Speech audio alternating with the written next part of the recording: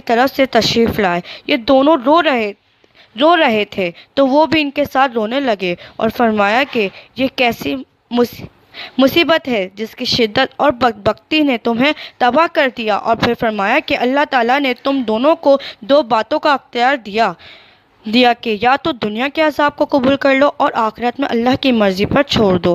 وہ اگر چاہے تو تمہیں عذاب دے یا پھر تمہیں معاف کر دے، یا پھر چاہو تو آخرت کا عذاب لے لو۔